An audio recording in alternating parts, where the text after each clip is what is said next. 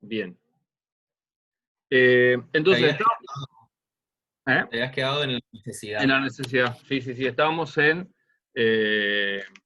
la segunda categoría, que es la categoría de necesidad. Y ahí estábamos diciendo que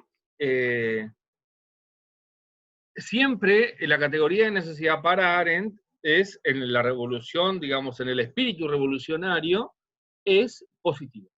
¿Sí? ¿Por qué? Porque decíamos que tiene dos categorías, ¿no? O sea, dos alas, o puede ser positivo o negativo, pero para ella siempre es negativo porque ella va a reconocer que esta necesidad hace siempre que al hombre, digamos, a volver sobre sí mismo. Que hay una necesidad de reencontrarse, de reflexionar sobre su interioridad. Vieron que reflexión significa doblarse sobre, ¿sí?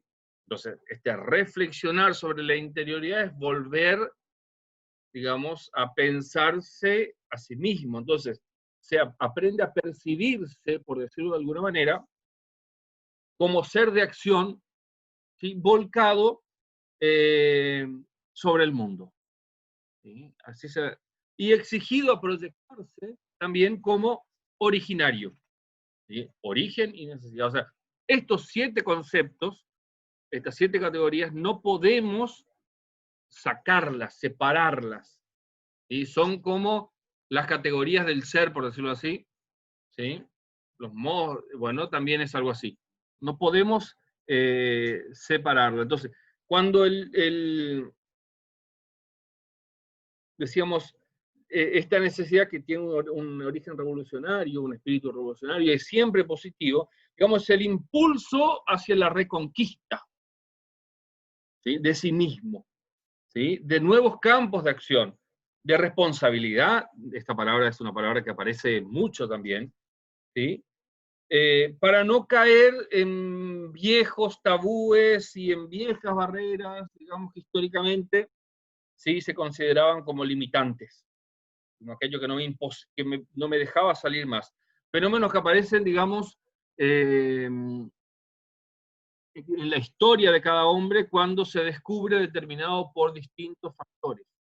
Acuérdense que el determinismo no está dado acá para ella, ¿se acuerdan? O sea, el tema de la historia, los factores, no es una cuestión externa, entonces, la pobreza o el carácter social del poder, ¿sí? O la geografía, la historia que cargo, ¿sí? Eso no pertenecen a la condición humana. Es una situación, digamos, una circunstancia, podríamos decirlo, ¿sí? Para usar la palabra de Ortega y Gasset. ¿Sí? Es una circunstancia, pero no es esencialmente, o sea, yo soy pobre. No. ¿Sí? O sea, ¿se entiende esto? O sea, yo soy hombre. O sea, no es soy pobre. ¿Sí? Entonces, eso es una circunstancia, digamos. Ahora, es ahí cuando el hombre siente, digamos, cuando descubre esto, siente la necesidad de actuar para estructurar desde sí mismo, siempre desde sí mismo, ¿sí? Una nueva imagen del mundo. ¿Sí? Esta necesariedad, digamos, va a provocar dinámicas sobre los procesos históricos, digamos, que se ven o que requieren una exigencia de creatividad y de acción. O sea, la necesidad me impulsa, me mueve. ¿Sí? Volvemos a lo mismo, a salir de la zona de confort. ¿Sí? A salir de la zona de confort. Lo otro, el totalitarismo, quiere que yo me quede. ¿Sí? Entonces, el jefe, o antes de entrar con la distinción, con la carga del totalitarismo, desde esta perspectiva, digamos, la categoría de necesidad va a tener, digamos, una fuerza que va a mover al hombre a recuperar el sentido o la razón de ser en momentos de dificultad, de oscuridad, donde se ve amenazado por esas cosas extrañas y externas, ¿sí? Que lo van a impulsar, tratar de manipular siempre hacia una masificación y hacia una pérdida de identidad. El totalitarismo va a ejercer siempre la necesidad como ley, digamos, de la naturaleza y de la historia encarnada en la voluntad del jefe. El jefe te dice qué es lo que vos necesitas. Estás hecho pelota, cansadísimo, con un estrés, y viene el jefe, te palmea la espalda y te dice, vos estás necesitando unas vacaciones. Estás necesitando tomarte el día libre. ¿Sí? O sea, el otro te dice, ¿sí? Entonces, ¿qué va a hacer esto? Hace que uno vaya despreciando, desoyendo las necesidades vitales. ¿Sí? Entonces, el jefe cree en algo superior, va a decir ella, ¿sí? En algo superior al hombre mismo, digamos, a lo que puede garantizar su lealtad, ¿sí? Y su misión. ¿Por qué? Porque el tipo se siente escogido, llamado, elegido a ser el poseedor de la gran verdad, ¿sí? Y de la unidad universal. O sea, si hay un jefe, todos los demás necesitan necesariamente necesitar de él. Necesitan necesariamente necesitar de él. Entonces, esto va a generar, digamos, una dominación total. ¿Sí? Dominación total. Entonces, el guía, él se va a guiar, digamos, el jefe, por una frase del todo muy actual, si se quiere, que se va dando en muchos lugares, que es todo es posible. Vieron que hoy estamos en el mundo de lo posible. ¿Sí? En el mundo de lo posible. Entonces, todo es posible. ¿Esto qué? Como base para imaginar cualquier acto que lleve a anular la identidad. Esta posibilidad, todo es posible para unirla y las diferencias individuales.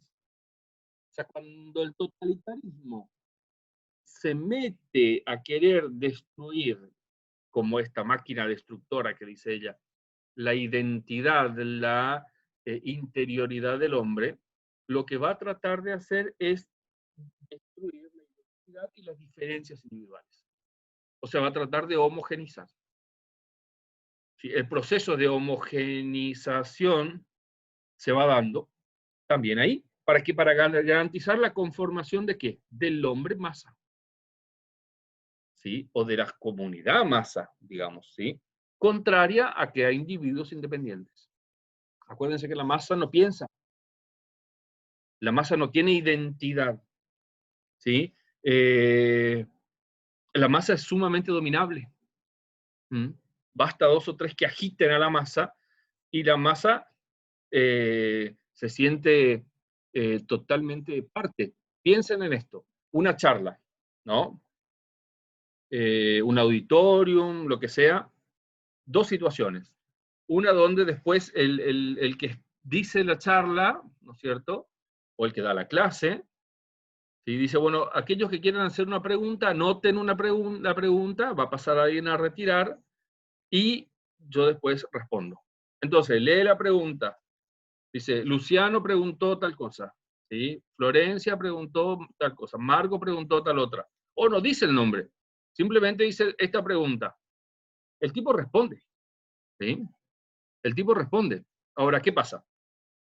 La masa no se siente identificada.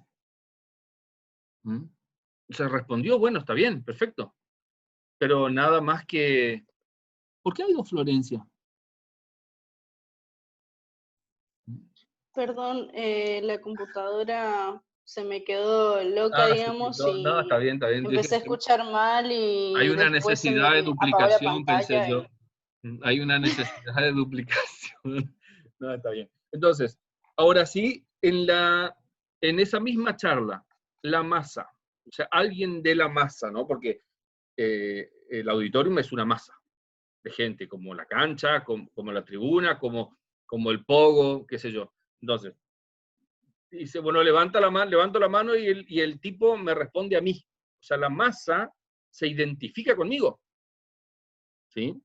O sea, la respuesta que me dio a mí, le dio también a todos los demás. Es una respuesta personalizada, ¿sí? Pero no es individual, pero no es individualizante, sino que es individual, pero es masificante.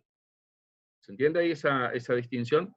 Entonces, el jefe, aquel que lleva... ¿Podría repetir que yo agarré por el medio? O sea, se me cortó justo en el medio el Ok, ejemplo, si puede estaba repetir. hablando cuando el jefe dice todo es posible, ¿sí? Entonces, en este acto, él elimina la individualidad y las diferencias individuales de las personas, ¿sí? O sea, ¿qué busca la masificación? Busca la homogenización, ¿sí? Que todos seamos iguales. ¿Sí? El guardapolvo en la escuela, por ejemplo, ¿sí? Eso es un criterio de sacar una necesidad, todos somos iguales. O sea, te dicen cómo tenés que ir, cómo tenés que pararte. Bueno, ahora ya no, pero este año, 6 meses que no vamos a la escuela. Pero, entonces podemos estar así más libremente. Pero te saca eso, ¿sí? ¿Por qué? Porque es fácil dominar a la masa. Entonces, cuando no hay individualidades o voluntades individuales, sino que hay voluntades masificadas, ¿sí? Es mucho más fácil de dominar y de controlar, ¿sí? Entonces, este acto de anular al otro se vuelve mucho más fácil. ¿Y cómo? Entonces se da, digamos, esta cuestión dominante de la necesidad. O sea, el jefe domina la necesidad del otro. Te dice qué es lo que tenés que hacer, te dice que tenés que esperar. Y el jefe no es solo una persona, ¿sí? Pensemos en Netflix, ¿sí? Que te dice lo recomendado para vos, ¿sí? Vos vas mirando así los distintos títulos y arriba te dice un numerito en verde. ¿Vieron eso que tiene? Dice 96%, 98%, 15%. ¿Saben qué es eso, no? Es según el algoritmo que hacen, según las películas que ustedes miran, es, digamos, el porcentaje de que eso te va a gustar, ¿sí? O Spotify que te selecciona la música, dice el contenido para vos, lo que te gusta. Y vos nunca diste me gusta nada de eso, pero es lo que te gusta. ¿Sí? Entonces te selecciona, te masifica, te pone dentro de una categoría, te categoriza, ¿sí? Entonces te domina, y domina totalmente las necesidades, porque nos van cubriendo las necesidades. La propaganda hace eso. Te dice qué es lo que vos necesitas. Te genera una necesidad exterior, de afuera. ¿Mm? ¿Sí? Entonces, desde una manera de ser, desde una manera de vestirse, una manera de caminar, de hablar, ¿sí? De consumir, te dice qué necesitas consumir y qué no para ser, para pertenecer, pero para ser, ¿sí? Por sobre todo. ¿Sí? Entonces, y ahí se da, digamos, un problema, que es de lo cual se vale el jefe, que es el terror por el desapego. El terror por el desapego. ¿Sí? Es la ejecución de una ley sobrenatural, digamos, cuyo objeto último está lejos de ser el bienestar del hombre. O sea, no me hace bien eso, pero yo me siento seguro. ¿Sí? O sea, porque se cubre ahí se colman, digamos, mis expectativas, si se quiere, y yo no soy responsable. ¿Sí? Entonces, ¿qué hace acá? El objetivo de esto para el totalitario, digamos, ¿sí? ¿Cómo utiliza la necesidad? El objetivo es la fabricación de la humanidad como encarnación de la ley. Ellos que me obedecen. O sea, yo voy armando robotitos, ¿sí? Que me necesitan, o sea, necesitan cargar sus baterías, ¿dónde vienen? A mí. O sea, los hago totalmente dependientes. ¿Sí? Elimina los hombres en favor de la especie humana, ¿sí? O de la humanidad. Entonces, la fidelidad que se profesa está siempre a esa persona, al elegido, ¿sí? Que hace, que además se vuelve, como todos los elegidos, poseedor de una mística, de un secreto para la revelación de todas las cosas, ¿sí? Y de esto, entonces, la dominación del hombre está por encima del interés individual y grupal, pero es final y absoluta. ¿Sí? Cuando la necesidad la opera el totalitario. Entonces, esta necesidad, recapitulo, esta necesidad es ese origen, digamos, de actuar como origen, ¿sí? Y hacer frente a todas las clases de fuerzas que quieran anular la originariedad del hombre, ¿sí? Este impulso positivo que me mueve a ser yo mismo. Necesito ser quien yo soy, no quien me dicen que soy. ¿Sí? La tercera categoría antropológica que utiliza Arendt es el de la novedad. ¿Sí? Y nosotros, en nuestra época, estamos desacostumbrados a la novedad. ¿Mm? Es más, cuando nos cuentan algo, nosotros le decimos, uy, qué novedad, ¿no? Así como dejando como sin importancia, sin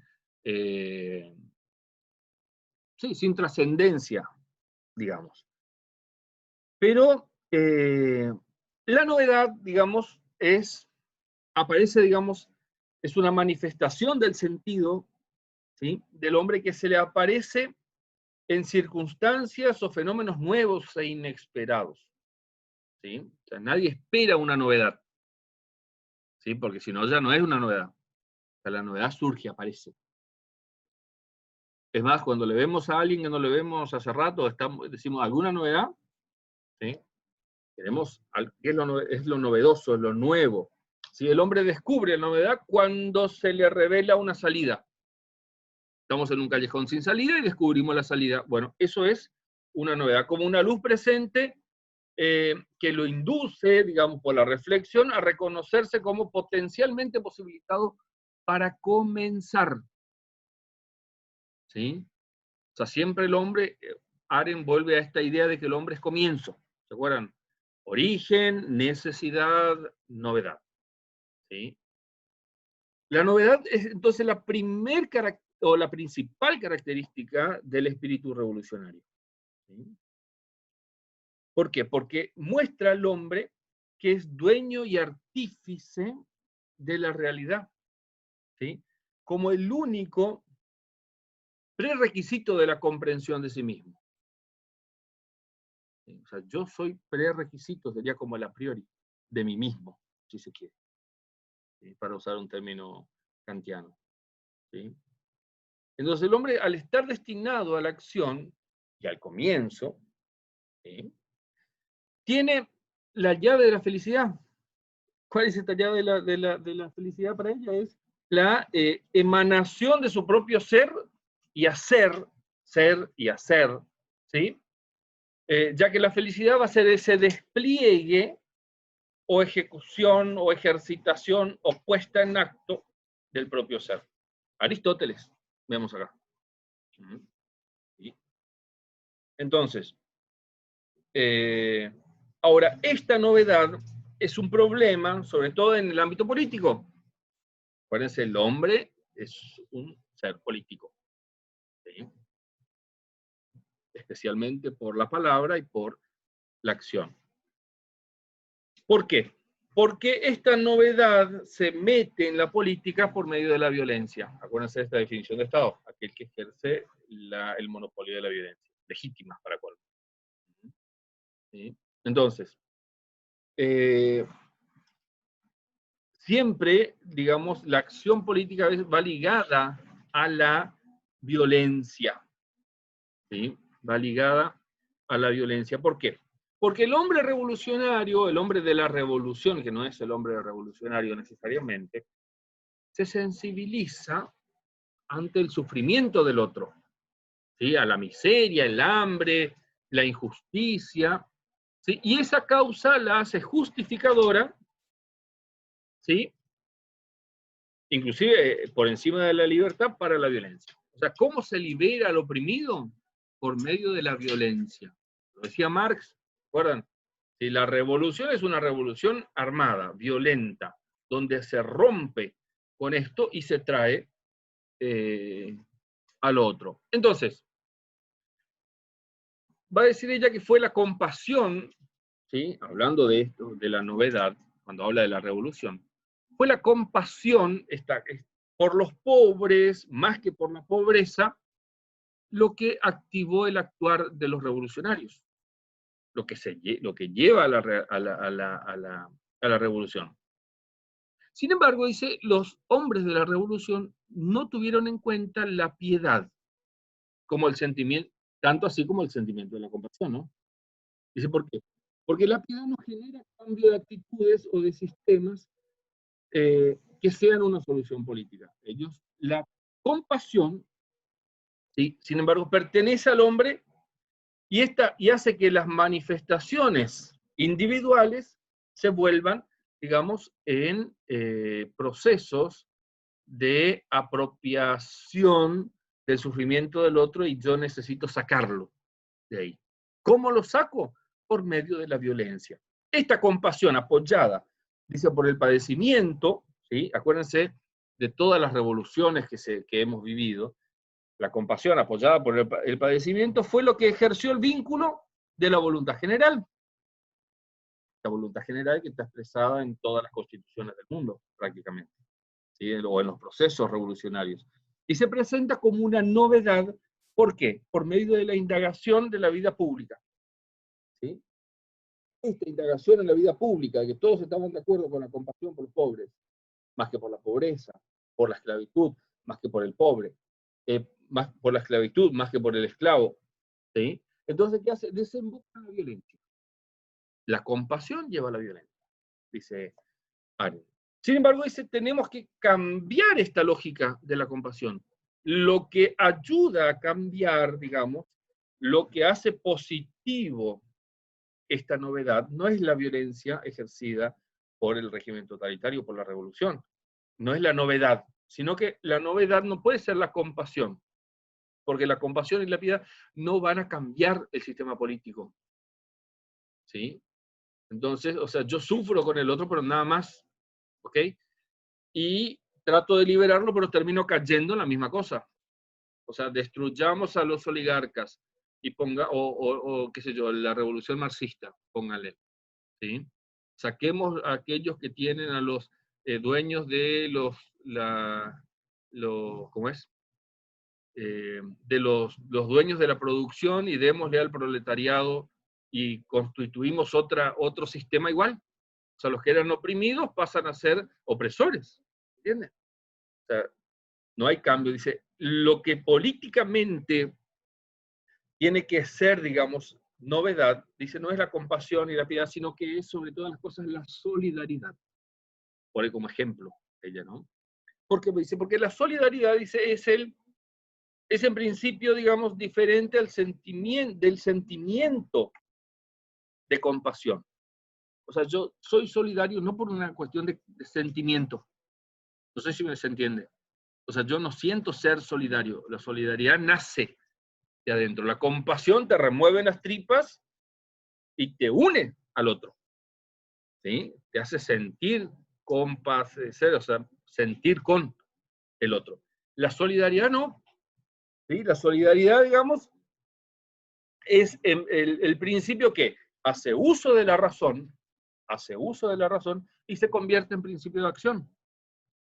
O sea, no es solamente un sentimiento que me mueve. ¿Sí? La compasión no, o sea, como sentimiento, ¿sí? Es inspiradora, digamos, de una acción originaria, pero esa fuerza se vuelve violencia y no genera cambios.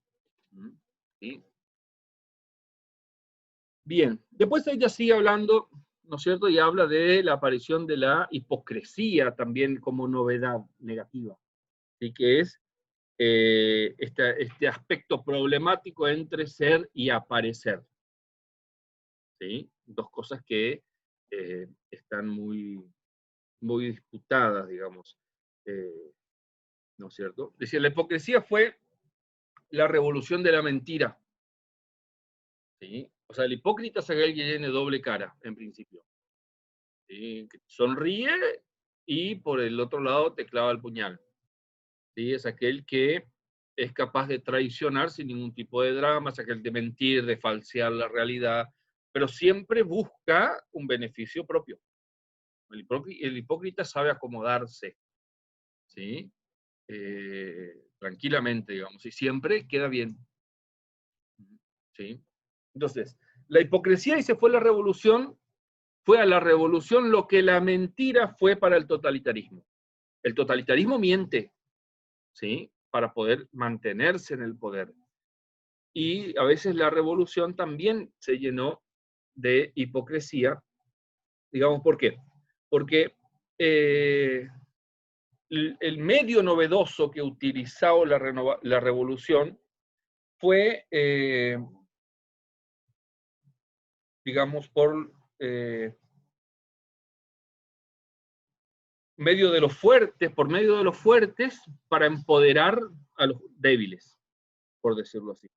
Pero resulta que esto fue aquello que dio origen a otra cosa totalmente igual, si se quiere, a lo que estaban luchando. ¿Sí? O sea, destruyamos a los que gobiernan y pongamos a los que no están para que gobiernen. Da lo mismo. O sea, es cambio de actores, nada más. Una revolución trajo siempre esto. O sea, se cambió el orden de las cosas y al tiempo se volvió a lo mismo. Por eso a veces una revolución continúa a la otra. ¿Sí? ¿Por qué? Porque las revoluciones siempre son ese cambio, por eso ya hablo de esta hipocresía de la revolución. La revolución la hipocresía fue la revolución, lo que la mentira fue para el totalitarismo. Que en realidad cambia todo para que nada cambie, si se quiere. ¿Sí? Es esa la... Entonces, cuando el hombre pierde la capacidad de pensar, de actuar y de ser espontáneo, pierde la capacidad, dice, para la verdad, para captar el contenido y el significado de las palabras. Entonces, las palabras, al perder su razón de ser, se convierten en clichés. ¿Saben lo que es un cliché? ¿Sí? Que generan, digamos, el adoctrinamiento, ¿sí? Y el establecimiento del terror como clima vital. ¿Sí? Que estos son en todas las clases de totalitarismo. Entonces, la novedad no puede estar ligada a la hipocresía, no puede estar ligada a la mentira, no puede estar ligada a la compasión ni a la piedad, porque genera violencia, genera destrucción. ¿Sí? La novedad tiene que estar ligada a la solidaridad. Solo la solidaridad es capaz de generar algo nuevo, ¿sí? Novedoso, distinto. ¿Por qué? Porque ayuda, mueve, ¿sí? Como decía ella, la solidaridad es en principio hace uso de la razón y se convierte en principio de acción. ¿Sí? Entonces, esto es clave, lo otro no. Lo otro me mueve simplemente a cambiar la cosa. El cuarto concepto, categoría antropológica es el de la libertad. Y acá hacemos un excursus antes. En inglés, les decía, tenemos liberty. ¿Sí? Ustedes lo pronunciarán mejor que yo, liberty, como la cerveza. Y freedom. ¿Sí? Son dos expresiones totalmente distintas. Freedom es una así como kingdom, como otras son arcaísmos en el inglés. ¿Sí? Liberty es libertad de acción, digamos, es esa libertad de moverse, ir y venir, es una libertad más de tipo exterior, si se quiere. ¿Sí? Freedom es una libertad interior, es más, la libertad exterior me la pueden quitar. ¿Sí? La libertad interior no, ¿se entiende? O sea, entonces una es más hacia afuera y la otra es mucho más interior. Y nosotros diríamos libre albedrío, por ejemplo, si se entiende, ¿sí? Por decir que es algo más mío que nadie se puede meter con eso. O sea, ni Dios ni el diablo, ¿sí? Nadie puede meterse con mi libre albedrío, ¿sí? O sea, me pueden poner esposas ¿sí? Me pueden encarcelar, pero no pueden quitarme, ¿sí?, la libertad. ¿Sí? Entonces, de esto se trata. Eso es freedom. ¿Sí? Entonces, esta libertad es entendida no solo como la facilidad de movimiento para ella, ¿sí?, sino que tiene que ver esta otra, es la libertad del hombre frente a sí mismo. ¿Sí? Es esa libertad como principio de acción. Esto a veces con los chicos, con los adolescentes sobre todo, volviendo a lo que decíamos hoy, ¿sí? Nosotros también tenemos como dos tipos de libertad, por decirlo así, a la hora de entrar a hilar más fino. ¿Sí? Tenemos la libertad de y la libertad para. ¿Sí? ¿No? Entonces, habitualmente una libertad me termina, si yo me abandono a esa, termino siendo esclavo de algo, necesariamente. ¿Sí? Habitualmente los chicos quieren liberarse para. Si yo no quiero que me controlen porque quiero irme a tal lado, quiero liberarme de esto para lo otro, para acá, para allá, ¿sí? Es eso. Quieren liberarse del control de sus papás, de las leyes, de lo que sea. Los chicos y los grandes también, ¿no? O sea, liberarse del control, sobre todo. Ahora, al liberarme solamente del control, es la mitad de la libertad. Por lo tanto, la mitad de la libertad es casi una esclavitud entera. ¿Por qué? Porque al hacerme libre de algo o de alguien, yo puedo hacerme esclavo de otra cosa. Yo puedo caer y ser esclavo de mis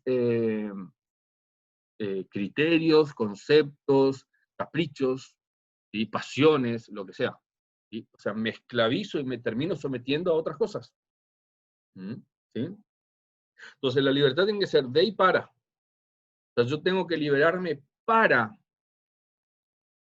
no solo para moverme de un lado al otro, ¿sí?, sino para crecer, para no ser esclavo, para poder decidir, para poder ser responsable. ¿Sí? ¿Se entiende esto? O sea, esta libertad de y para, que esto también se da, digamos, en los ámbitos nuestros, cotidianos, ¿no? ¿Sí? Entonces, y los límites, ¿sí?, entonces sigue el excurso todavía, los límites no son un condicionamiento de la libertad. ¿Sí? O sea, los límites confirman la libertad. ¿Sí? O sea, los límites confirman la libertad. El límite no es una restricción a mi libertad, sino que la confirman. O sea, porque existen límites, yo soy libre. ¿Sí? O sea, existe la propiedad privada, por poner un concepto así, porque existe mi propiedad privada porque al lado de la mía existe otra propiedad privada. ¿Sí? Y esta es mía.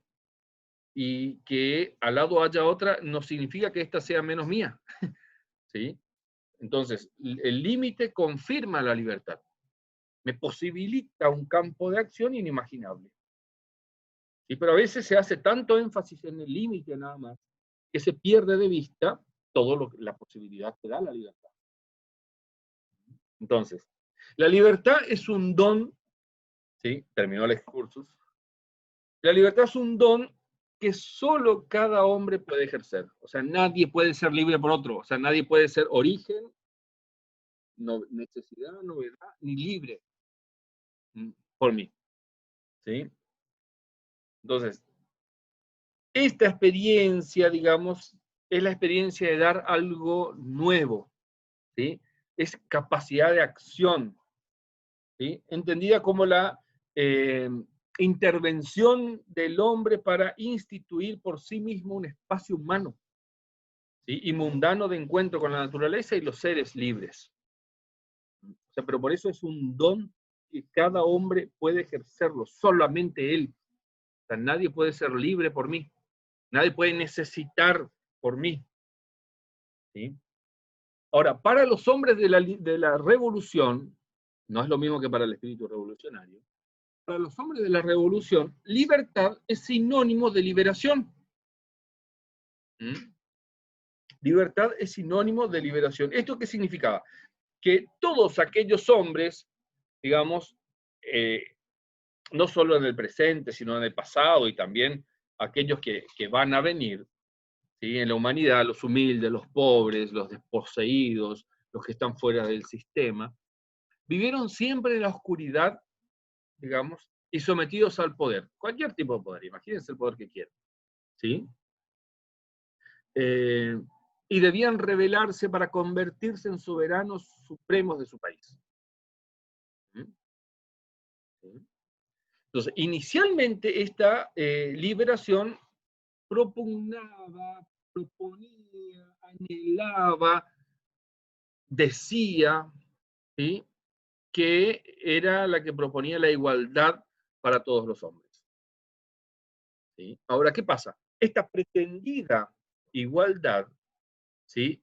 Esta que es la posibilidad de que todos los hombres sean libres, originales, y con las mismas posibilidades sociales y económicas, ¿sí? Termina siendo una falacia. ¿Sí? Porque al final de la revolución, cuando el hombre volvió a sí mismo, comprendió que la libertad, digamos, es como un derecho, ¿sí? Pero que termina siempre subsumido, aplastado por otra realidad. Y termina siendo solamente como la libertad entendida como participación en los asuntos políticos. ¿Sí? Entonces, entender la libertad como liberación siempre termina siendo, digamos, también ejercicio de la violencia. ¿Sí? O sea, hacer una sociedad, digamos, libre, donde todos tengan los mismos derechos, las mismas posibilidades, todos sean originales, todos tengan, digamos, concesiones sociales, institucionales, políticas, qué sé yo. Se instaura un nuevo orden, ¿sí? Se instaura un nuevo orden, pero termina esclavizando de vuelta al hombre. Pensemos lo que pasó después de la Revolución Francesa, no más. Después de la Revolución Francesa, degollan a los reyes, ¿se acuerdan? María Antonieta y compañía, y Luis XIV, XV, bueno, alguno de los Luises. Y después se instaura el Estado totalitario. ¿Dónde está la libertad, la igualdad y la fraternidad? ¿Se entiende cómo se da esto? ¿Sí? Entonces, en nombre de la libertad, a veces también se cometen actos de esclavitud. ¿Sí? La acción, digamos, ¿sí? Es una manifestación de lo que es, de lo que se hace. Por eso es necesario comprender que se es así como se conquista la libertad, que garantiza la originariedad del hombre. Entonces, la libertad tiene que ver, digamos, no solamente con una cuestión de liberación exterior, liberty, ¿sí? O libertad para, ¿sí? Sino que tiene que ver con una apertura, por decirlo de alguna manera, a un espacio donde la acción pueda llevarse a cabo. Pero acción en sentido de vida activa, ¿sí? Entonces, en el totalitarismo se da una perversión radical de esta categoría de libertad, ¿sí? Entonces, por medio del adoctrinamiento, el temor y la ideología se logran destruir algo que a veces no está tenido muy en cuenta, que es la conciencia de la inseparabilidad que rige entre origen y libertad. Acuérdense que todos estos conceptos están entrelazados. ¿Sí? Entonces, no se puede separar esto. Pero el sistema totalitario o el totalitarismo, ¿sí? Busca, sobre todas las cosas, destruir esto, separarlo. Y dentro de este sistema, la libertad no significa nunca un derecho a manifestarse, a distinguirse, a afirmarse frente a la totalidad. Piensen en los estados totalitarios. ¿Sí? ¿Qué sé yo? Pensemos en los estados comunistas, nada más, China. ¿Sí? No se pueden manifestar. Venezuela, Cuba, ¿sí? O sea, no hay los derechos no implican manifestarse, distinguirse, ni ser uno mismo. O sea, tenés que ser masa, ¿sí? Sino, lo único que tiene que ver, la libertad está ligada a una especie así de capacidad, digamos, de asentimiento. ¿Cómo es que en medicina le dicen no es el asentimiento, ay, no me sale la palabra, no es firmado. Bueno, no importa, ¿sí? Pero, ¿cómo? Consentimiento. Consentimiento Informado. informado. Sí, bueno, pero este es otra cosa, es como el asentimiento asentido. O sea, yo soy libre porque acepto esto. O sea, yo soy libre. Ser libre no es estar en contra, sino ser libre es estar a favor y pensar lo mismo. Es lo que hace la ideología, es lo que hace el adoctrinamiento, es lo que hace el terror o el temor al jefe. Si ustedes miran, por ejemplo, la película La lista de Schindler, ¿la vieron alguna vez? Es una película muy linda, un poco larga, sobre los campos de concentración nazi, donde hay uno de los nazis que salvó muchos judíos. ¿Sí? Entonces, bueno, se llama La lista de Schindler, qué sé yo, la película. En un momento, uno de los jerarcas nazis le manda llamar a uno de los judíos, qué sé yo, y cuando se va, sale de la oficina, que se va y él lo mira así desde un tercer piso, qué sé yo hago así como si ustedes están acá, bien. Eh, entonces, agarra y, o sea, quería matarlo, o sea, lo quería matar, ¿no? Entonces agarra y le empieza a disparar desde la ventana hacia el pasillo de la calle donde estaba el otro. Y estaba este Schindler junto y le dice, el que estaba disparando le dice, ¿qué es mejor? Esta gran pregunta, ¿que te amen o que te teman? ¿Mm? ¿Sí? ¿Perdonar una vida o no? Y entonces, Schindler dice, bueno, es mejor que te amen a que te teman. Ciertamente, el otro no pensaba lo mismo. ¿Sí? O sea, ¿y quién va a ser más agradecido? ¿Aquel a quien mates? ¿Sí? Con todo el derecho que tengas, o aquel que perdones. O sea, ¿qué te hace más grande? ¿La capacidad de matar a alguien, de quitar una vida, o la capacidad de perdonar? Ciertamente, la capacidad de perdonar, que es la última categoría, es la que muestra la grandeza del hombre. Está muy interesante para que la vean. Te puedo contar cómo termina, pero mírenla. Bien, ahí estamos con los 4. ¿Vamos a la quinta? ¿Les parece? ¿Tienen más clases ahora o no? ¿A qué hora? A las 8. Ah, bueno, entonces terminamos con esto, cerramos Arendt y decimos 2 palabras de lo que va a ser la próxima clase. Entonces, después hay otra categoría, que es la categoría 5, por enumerarla de alguna manera. Yo no sé por qué no la hizo 3. 3 es un número mucho más fácil de acordarse y qué sé yo, pero bueno, son 7. ¿Sí? Es la categoría de fundación. ¿Sí? Ella va a expresar con esta categoría, digamos, la característica específica, por decirlo de alguna manera, de los seres humanos que les permite recoger y formular en conceptos y crear el sentido de cada uno de los acontecimientos, digamos, haciendo sobre todas las cosas presente su origen y sentido de la humanidad. ¿Sí? Hablando, por ejemplo, de los momentos fundantes. O sea, nunca sabemos qué es un momento fundante hasta que pasó, ¿no? Pues sí, bueno, me pasó esto. ¿Sí? Después de esto, la expresión que tenemos es, hubo un antes y un después. ¿Sí? A partir de este acontecimiento, o sea, cuando estamos viviendo el acontecimiento fundante, no lo sabemos. ¿Sí? Lo sabemos en perspectiva. ¿Sí? Entonces, fundación, ¿sí? Es la acción del hombre por la que se reactualiza, ¿sí? Incesantemente su origen y se integra vitalmente con él. Es aquello que da sentido, ¿sí? Algo fundante. ¿Sí?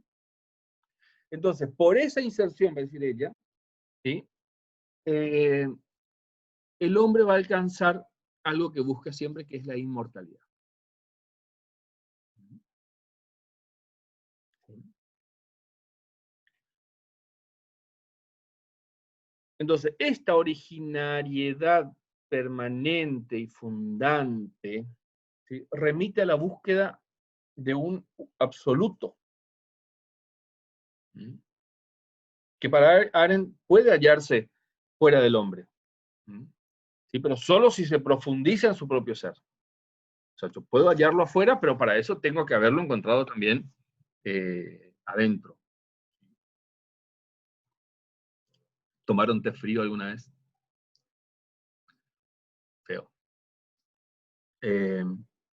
¿Sí? También puede entenderse la fundación en dos modos, digamos. Una fundación como acontecimiento, esto es lo que yo le decía, un acontecimiento fundante, y la fundación como acción. ¿Sí? Esta idea de acontecimiento es lo que estábamos diciendo, que se crea y se reconoce, digamos, y se formula conceptualmente una orientación de sentido, ¿sí?, que hace al acontecer humano, personal o colectivo. ¿Sí? O sea, es un acontecimiento fundante de una comunidad o de una persona. ¿Sí? Iba caminando tranquilamente, ¿sí?, hasta que de repente tal cosa. ¿Sí? O comunitariamente sucedió algo que nos involucró a todos, ¿sí?, y eso fue para nosotros un acontecimiento fundante. Pero insisto que se lo resignificó después que pasó el tiempo. ¿Sí? Es una reactualización, digamos, se le da un nuevo sentido. ¿Sí? Ahora, eso es la acción, la fundación como acción. Ahora, la fundación como acontecimiento, perdón, la fundación como acción es lo que ella llama la verdadera fundación. ¿Sí?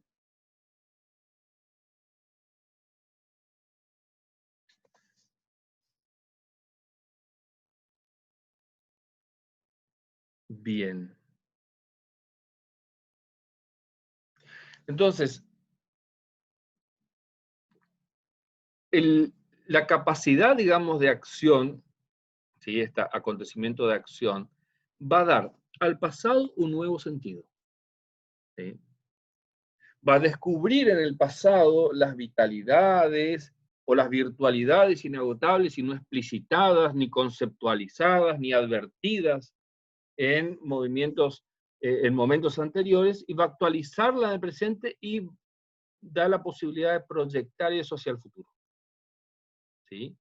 Como los hechos históricos, con un nuevo sentido. O sea, no es solo acontecimiento, un acontecimiento fundante, nosotros decimos, bueno, en aquel momento pasó tal cosa y revivimos eso.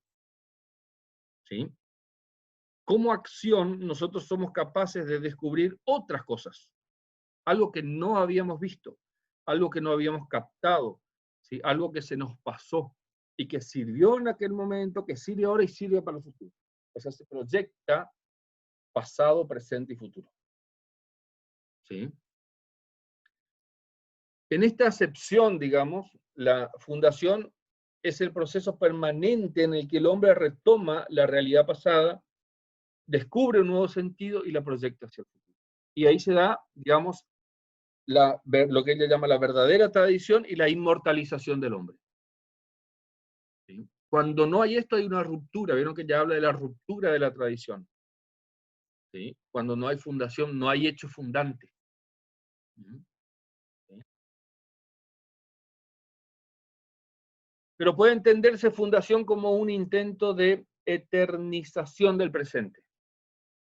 Dice, o sea, la fundación es algo que sucedió, que tiene proyecciones, que tiene vinculaciones, que tiene virtualidades, ¿sí?, que tiene relaciones, pero no es una eternización del presente. ¿Sí? No sé si me explico con esta expresión, eternización del presente. O sea, no es que lo que se vivió así, no es el nunca cambies. ¿Sí? Es eso, sería la eternización del presente. Dice que bueno que eso nunca cambies. ¿Sí? Eso es la posición del totalitarismo. ¿Por qué? Porque el desconocimiento de la historicidad real, digamos, del hombre, de la colectividad, digamos, Y por eso lleva tiene una consecuencia nefasta, que es la negación de la eternidad viviente, ¿sí? De la eternidad viviente va a llevar siempre, digamos, a perpetuar un esquema. O sea, un esquema que es el que tenés que interpretar. Y por eso es la eternización del presente. ¿Sí? Entonces, esto hace, digamos, que se absolutice una forma de lo real. Se niega la esencia del hombre y por lo tanto se introduce el caos como principio ordenador. O sea, antes de esto no era nada, ahora somos esto. ¿Sí?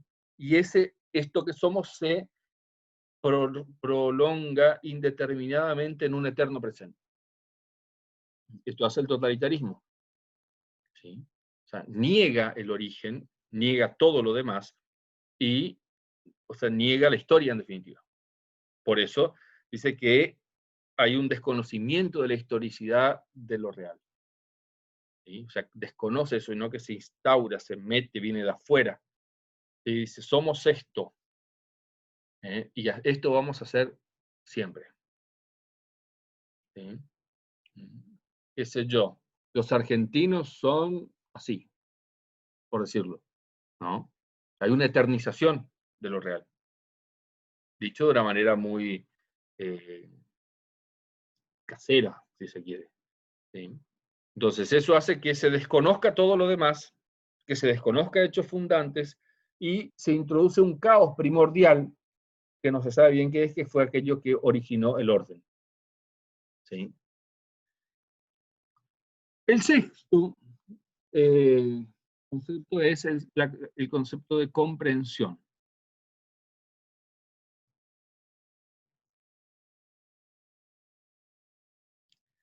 Y